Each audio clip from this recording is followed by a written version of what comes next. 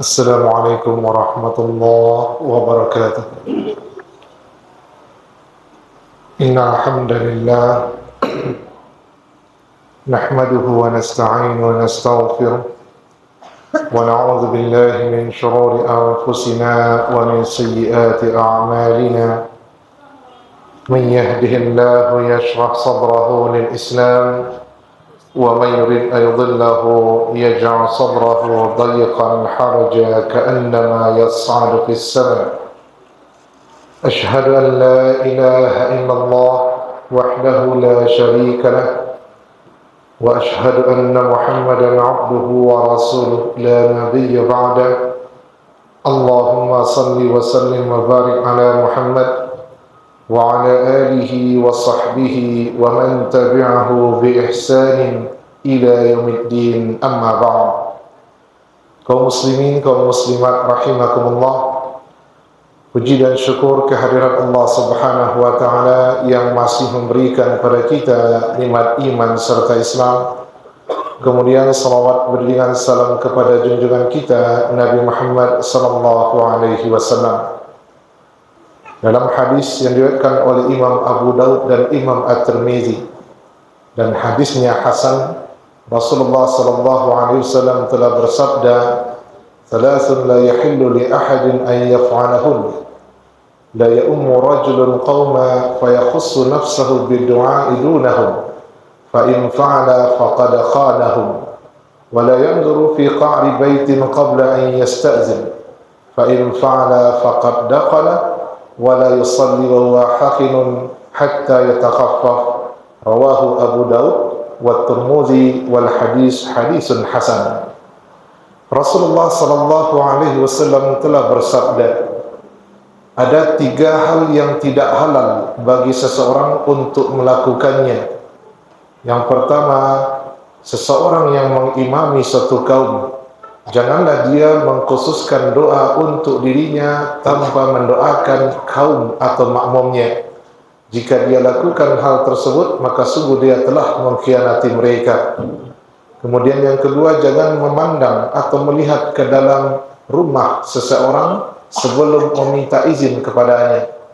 Jika dia tetap lakukan, maka hukumnya sama dengan masuk ke dalam rumah orang lain tanpa izin. Kemudian yang ketiga, janganlah seseorang itu salat sementara dia menahan sampai nanti dia melepaskannya. Hadis yang diriwayatkan oleh Imam Abu Daud dan Imam At-Tirmidzi dalam kitab Sunan mereka, dan hadisnya dihukum hasan. Tidak halal di sini bisa jadi haram, bisa jadi makruh. Tidak otomatis yang tidak halal itu jadi haram. Nah, karena memang tingkatan larangan itu bertingkat. Larangan bukan hanya satu saja, ada larangan yang sampai derajat haram, ada yang sampai makruh saja. Kalau haram, kata ulama fikih, dilaksanakan kita berdosa, ditinggalkan kita berpahala. Kalau kita lakukan kita dicela, kalau kita tinggalkan kita dipuji. Adapun makruh, kalau dilakukan kita tidak berdosa, kalau ditinggalkan kita mendapatkan pahala. Kalau kita lakukan yang makruh itu kita tidak dicela, tapi kalau kita tinggalkan kita dipuji. Nah, itu makna dari halal dan haram yang populer di kalangan para ulama. Nah, sekarang yang pertama yang Nabi katakan tidak halal untuk dilakukan seseorang menjadi imam bagi satu kaum, lalu ketika berdoa dia hanya mendoakan dirinya sendiri saja. Nah, dia tidak ikutkan kaumnya atau makmumnya ke dalam doa. Ketika seseorang menjadi imam di dalam salat, sementara dalam salat itu ada berbagai macam doa, ketika iftitah, ketika ruku, ketika sujud, duduk di antara 2 sujud, bahkan tasyahud, ada doa-doa yang Nabi ajarkan. Nah, kita membaca doa misalnya iftitah, Allahumma ba'id baini wa baina khatayaya. Nah, sekarang kalau kita ingin mengikutkan makmum di belakang, tentu berubah bunyi doanya, Allahumma ba'id baina, bukan baini lagi, tetapi jauhkan antara aku, jauhkan antara kami dengan dosa-dosa kami. Bukan lagi jauhkan antara aku dengan dosa-dosaku, seperti engkau menjauhkan antara timur dan barat. Begitu juga ketika kita dianjurkan berdoa dan sangat ditekankan sebelum kita mengucapkan salam, sesudah kita membaca tahiyat akhir, berlindung kepada Allah dari 4 hal. Nabi rutin melakukan itu, kata Aisyah radhiyallahu anha, Allahumma inni a'udzubika min azabi jahannam. Nah, kalau dia seorang imam, maka dia gabungkanlah dirinya dan orang yang di belakangnya di dalam doa tersebut, berubah menjadi Allahumma inna na'udzubika. Begitu juga. Nah, ketika duduk di antara 2 sujud, salah satu doa yang Nabi ajarkan, dan ada ulama yang berpendapat doa inilah yang lebih sering Nabi baca ketika di antara 2 sujud. Hadis dari Imam Ahmad dan Ibn Hibban, Rabbi firli, Rabbi firli. Kalau itu artinya Allah ampuni aku. Sementara dia jadi imam, maka masukkan makmumnya ke dalam doanya, Rabbi firlana, Rabbi firlana. Nah, apakah memang itu maksudnya atau ada maksud yang lain? Nah, Imam Al-Munawi dalam kitab Faidul Qadir, syarah dari Sahih Al-Jami' As-Shaghir karangan Imam As-Suyuti mengatakan, doa yang dimaksud jangan hanya untuk dirinya, tetapi juga doa untuk orang yang di belakang atau yang dipimpinnya. Itu adalah dalam masalah doa kunut. Adapun doa-doa yang di dalam bacaan salat, itu tidak perlu kita menjadikannya lafaz kami, cukup dengan lafaz aku, karena kita masing-masing di dalam salat membacanya. Kata Ibnu Qayyim Al-Jauziyah, doa kunut memang disyariatkan untuk bersama. Imam membaca doa, makmum mengaminkan. Jadi jangan sampai imam hanya menyelamatkan dirinya sendiri saja. Ya Allah, selamatkanlah aku, panjangkan umurku, sehatkan badanku. Sementara makmumnya tidak dia doakan.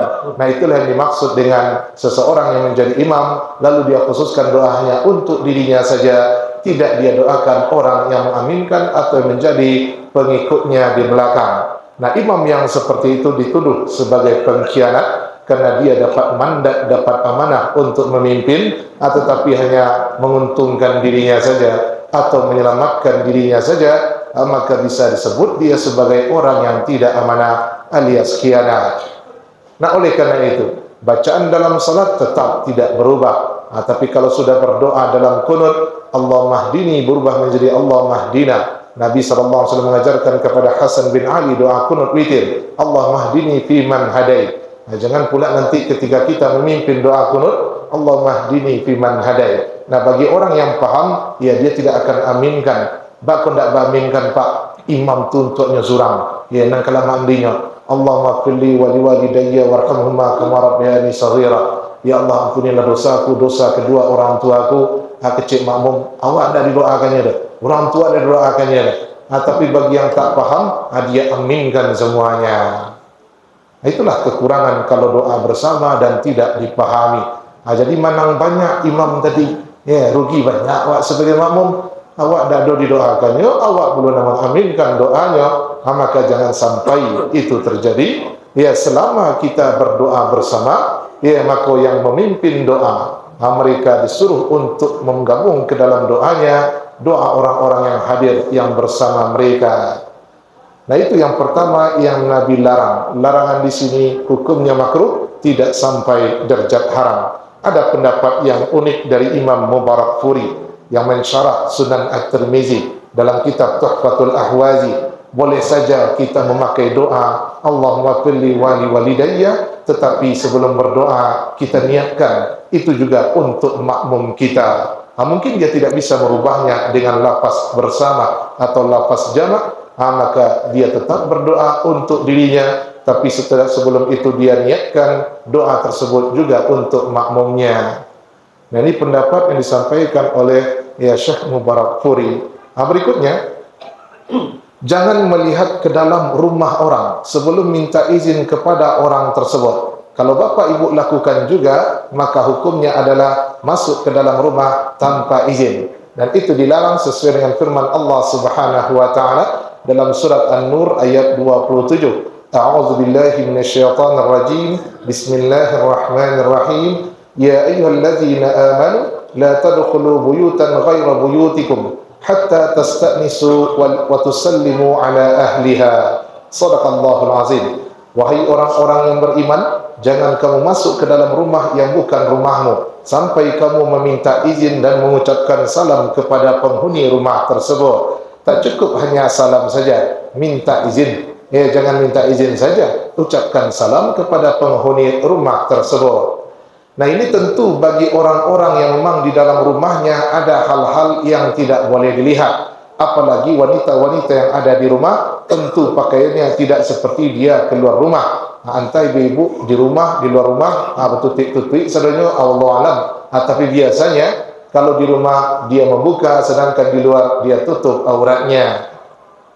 Nah, Rasulullah SAW mengatakan innamal istizan min ajlil basar. Minta izin dalam ayat itu adalah tujuannya untuk menjaga pandangan. Nah, maka hati-hati dengan pandangan kita, jangan sampai menjadi penyebab kita binasa. Kalau ingin melihat ke dalam rumah orang, minta izinlah kepada orang tersebut. Atau kita sudah mengetahui keridaannya, atau memang di dalam rumahnya tidak ada hal-hal yang bisa membuat kita berdosa, karena itu memang dilarang untuk dilihat. Nah, bagi kita yang punya rumah, jangan dibuka-buka sadonyo. Kalau membukanya itu hanya untuk merubah atau menukar udara yang di dalamnya supaya mengalir, itu silakan. Tapi kalau sampai nampak pula isi kamar kita dan segala macamnya, jangan salahkan orang kalau melihat ke dalam. Kita sendiri yang mengundang orang tersebut. Nah, jaga kehormatan rumah kita. Kita yang melihat, jaga pandangan. Nah, di situ bisa kita melihat seorang muslim itu dihormati, juru rumah-rumahnya dihormati dan punya semacam adab. Bahkan untuk melihat ke dalam saja ada aturan. Rasulullah SAW dalam hadis Imam Muslim, "Man ittala fi baiti qaumin bighairi idznihim faqad halla lahum an yafqahu 'ainahu." Siapa yang melihat ke dalam rumah satu kaum tanpa izin kaum tersebut, berarti dia telah menghalalkan bagi dirinya untuk dicongkel matanya.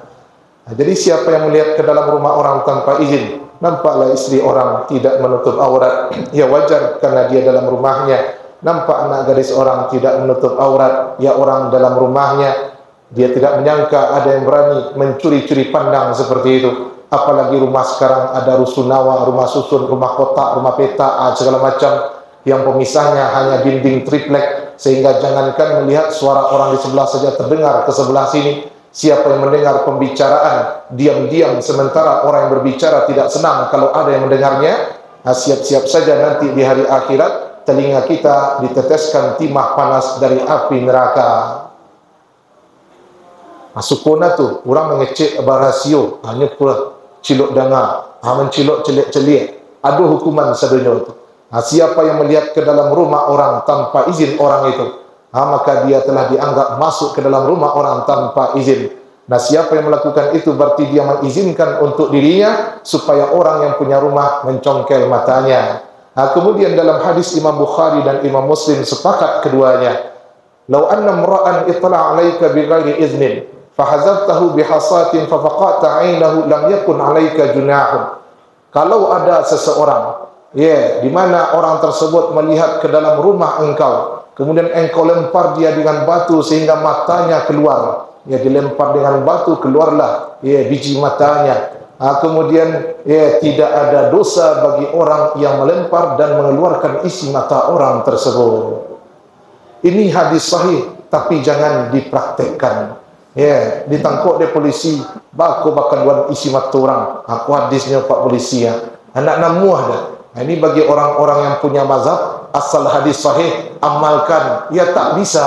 Ini kan hadisnya sahih. Iya, tapi adakah Bapak Ibu mendengar Nabi mempraktekannya? Khalifah yang berempat melakukannya, khalifah-khalifah sesudahnya melakukannya, tidak ada. Jadi untuk hadis tu picuki matonya, dak berdosa dah, dak perlu bagi dando, dak kan kisah sudah. Inilah yang disebut dengan at-taghliz, ancaman keras. Bukan berarti langsung dipraktekkan, tidak. Sama dengan Nabi mengancam orang yang salat di rumah tanpa ada uzur. Beliau mengancam akan membakar rumah tersebut. Tapi Nabi memilih untuk tidak melakukannya, karena memang bukan untuk akan dipraktekkan. Apalagi membakar itu adalah hukuman yang hanya Allah yang berhak memakainya. Bakar membakar, menyiksa dengan api, menghukum dengan api, hanya Allah yang bisa. Kita tak boleh menghukum dengan api, tidak boleh menyiksa dengan api. Bahkan kepada hewan pun kita tak boleh begitu. Jadi jangan langsung congkel mata kawan kita itu, jangan. Ini adalah ancaman keras bagi orang yang tidak minta izin. Nah, karena dikhawatirkan di dalam rumahnya, ya orang-orang mungkin pulang dari safar, kelelahan, bergelimpanglah di ruang tamu. Hanya mencibuk di kacau tu, orang lalu segala macam tu. Beko nampak nina indah, rancak istrinya. Selalu tetangga yang punya rumputnya lebih hijau. Kan begitu. Terjadilah hal yang tidak diinginkan, karena pandangan adalah salah satu panah dari panah-panah iblis. Nah, berzina dengan istri tetangga itu lebih berat hukumannya dibanding berzina dengan 10 orang perempuan yang bukan tetangga. Mencuri satu rumah tetangga lebih berat hukumannya di sisi Allah dibanding mencuri 10 rumah tapi bukan tetangga. Mencuri 10 rumah yang bukan tetangga hukumnya sudah dosa besar. Apalagi kalau tetangga dosanya lebih besar. Kalau berzina dengan 10 orang yang bukan tetangga dosa besar. Kalau dengan istri tetangga dia gara-gara mencigok-cigok itu lebih besar dosanya di sisi Allah Subhanahu wa taala. Ini menunjukkan hak tetangga sangat besar, luar biasa. Maka minta izin. Jadi kalau kita tahu keridhaannya, dipersilakan. Kemudian jangan salat sambil menahan lapar, menahan buang angin, menahan buang hajat, baik yang kecil maupun yang besar. Mungkin juga masuk menahan kantuk. Semuanya itu tidak disuruh oleh Nabi, bahkan dilarang. Larangannya derajatnya makruh saja, tidak sampai haram. Nah, sesuai dengan hadis Rasulullah, la salata bihadratit ta'am wa la huwa yudafi'ul akhbatha. Tidak sempurna salat seseorang kalau dia menahan lapar, dan tidak sempurna pula kalau dia menahan buang angin, buang hajat, baik yang kecil maupun yang besar. Nah, oleh karena itu, karena kita sudah tahu waktu salat, ya, sebelum waktu masuk, kita siasatilah agar semua yang ditahan-tahan itu dilepaskan. Tidak sempurna salat bapak dan ibu. Bahkan kita tidak bisa membayangkan ada kekusukan dalam salatnya, karena dia harus fokus menahan buang angin dan buang hajat. Kalau tidak fokus bisa lepas di dalam salat. Sehingga jadi sejarah sejak musalla Kota Gak tidak ada orang model itu. Awaklah perintisnya. Turun-temurun dapat cerita seperti itu. Jadi memang harus fokus. Nah, yang menahan di sini menahan sesuatu yang sudah pada tingkat tasasa, ya, kebenet. Nah, yang seperti itu jangan ditahan, lepaskanlah. Nanti kami ketinggalan berjamaah, biarlah. Nanti orang salam kita tidak dapat berjamaah, ya sudahlah. Ya, nanti dapatnya duduk saja, ya lakukanlah. Fama adraktum fasallu ma fatakum fatimmu. Yang dapat dengan imam kerjakan, yang terlewat dengan imam sempurnakan. Yang penting jangan salat sambil menahan. Tapi tidak boleh kita kondisikan. Kita sengaja lapar-lapar dekat orang azan. Ya. Lalu orang pergi ke masjid, ini sanduk nasi. Bang dan saji, Pak, kecik Nabi makan dulu. Jangan sampai wak salat tu menahan lapar. Padahal bisa sebelum itu dia isi perutnya. Dia kondisikan supaya dekat-dekat waktu salat, ya, makanan terhidang dan dia lapar. Itu nak masuk kaji kita. Orang-orang yang memang lapar, dia melihat makanan terhidang, maka lebih didahulukan salat, makanlah terlebih dahulu, baru setelah itu dia salat. Orang-orang yang terdesak atau dia merasakan buang hajatnya ingin keluar, maka keluarkanlah terlebih dahulu, supaya ketika salat dia tidak menahan-nahan. Begitu juga nanti saudara-saudara kami yang mungkin i'tikaf, kalau rasa kantuknya luar biasa, standarnya dia tidak tahu lagi apa yang dia baca. Dia sangka dia baca Al-Fatihah, ternyata membaca hadis innamal a'malu binniyat. Mungkin begitu, saking mengantuknya, saking separuh sadarnya. Atau orang membaca ayat dia sangka baca waladhdallin, alaysa Allah bi ahkamil hakimin, amin katanya. Ya, sehingga ketawa semua orang, batal salat berjemaah karena semuanya tertawa gara-gara memaksakan diri salat malam sementara kita mengantuk luar biasa. Nabi perintahkan falyattaji', berbaringlah. Ini tali milik siapa? Di antara dua tiang diikatkan tali. Zainab, ya Rasulullah. Ya Zainab, kenapa engkau buat tali? Untuk berpegang kalau nanti saya mengantuk dalam salat. Kulluhu, buka tali ini. Kalau mengantuk sehingga tidak tahu dia apa yang dia baca, berbaringlah, tidurlah, buanglah hajat. Tanda seseorang mengerti agama, dia lepaskan hajatnya terlebih dahulu, baru dia menghadap di dalam salat kepada Allah dengan hati yang lapang, tidak menahan-nahan lapar, buang angin, buang air kecil dan buang air besar. Mudah-mudahan kita bisa menjaga diri dari 3 perbuatan yang dilarang tersebut. ada yang makruh ya, dan ada yang haram. Yang haram itu melihat ke dalam rumah orang sehingga nampak yang tidak boleh kita melihatnya. Yang dua lagi hukumnya makruh, salatnya sah tapi tak ada kebaikan di dalamnya. Astaghfirullah li wa lakum. Wassalamualaikum warahmatullahi wabarakatuh.